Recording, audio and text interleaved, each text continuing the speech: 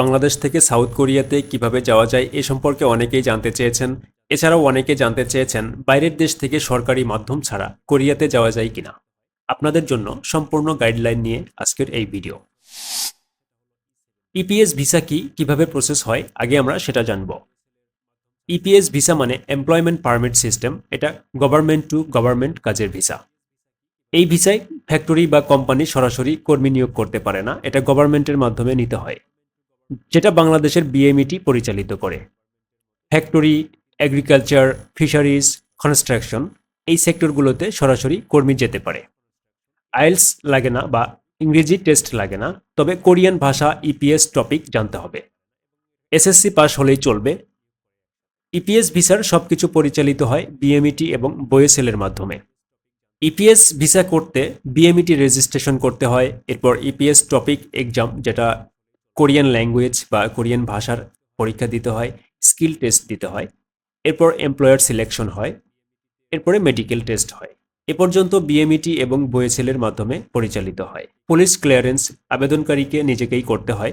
সবশেষে কোরিয়া এম্বাসিতে ভিসার জন্য বায়োমেট্রিক দিতে হয়। ভিসা অ্যাপ্রুভ হলে নিজের মতো করে বিমান টিকিট করতে হয়। ইপিএস ভিসার খরচ: সরকারি ফি বোয়েসেল বিএমইটিতে ৩৩,০০০ থেকে ৪০,০০০ টাকার মতো জমা দিতে হয়। বাকি খরচ আবেদনকারীর নিজের। ১ লক্ষ টাকা অতিরিক্ত জামানত রাখতে হয়। সব মিলিয়ে ১.৫ থেকে ২.৫ লক্ষ টাকা খরচ হয়।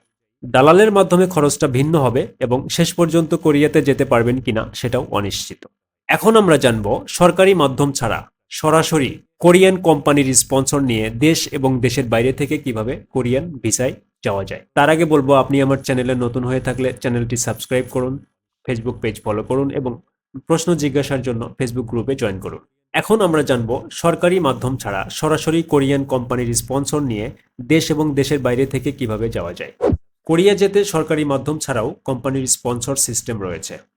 স্পেশালটি অকুপেশন ভিসা বা স্কিল ওয়ার্কার প্রফেশনাল ওয়ার্কার ভিসার মাধ্যমে যাওয়া যায়। Visa code E7।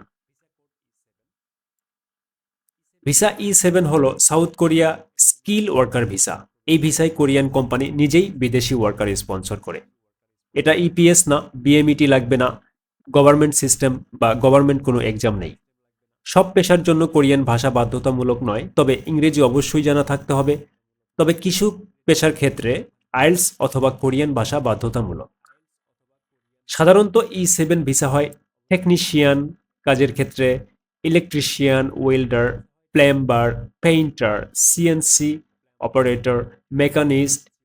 এছাড়াও রয়েছে engineer, IT, design specialist trade স্কিলগুলোতে।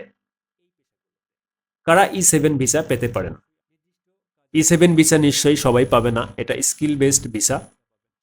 নির্দিষ্ট কাজের অভিজ্ঞতা বা স্কিল থাকতে হবে, যেটা কোরিয়ান কোম্পানিতে ডিমান্ড রয়েছে।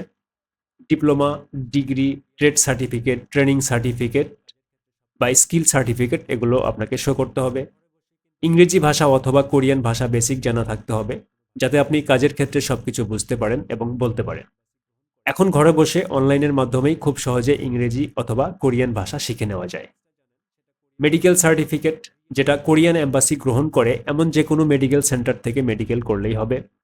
আপনি যে কাজটা জানেন সেটা কোরিয়ান কোম্পানির রিয়াল ডিমান্ড থাকতে হবে বা চাহিদা থাকতে হবে। কোম্পানিতে জবের জন্য আবেদন করে জব অফার পেতে হবে। কোম্পানি নিজেই কোরিয়ান ইমিগ্রেশনে ওয়ার্ক পারমিটের জন্য আবেদন করবে।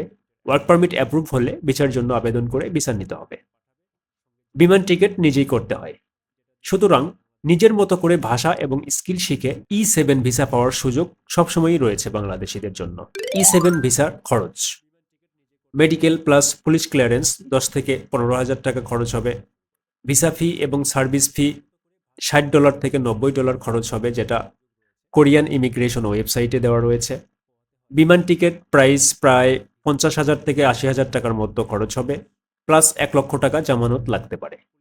E7 ভিসার জন্য কোরিয়ান কোম্পানি থেকে জব অফার পেতে কিভাবে কোরিয়ান কোম্পানিতে অনলাইনে আবেদন করবেন, কতগুলো কোম্পানিতে আবেদন করে জব অফার পেতে পারেন, সে বিষয়ে বিস্তারিত থাকছে পরের ভিডিওতে।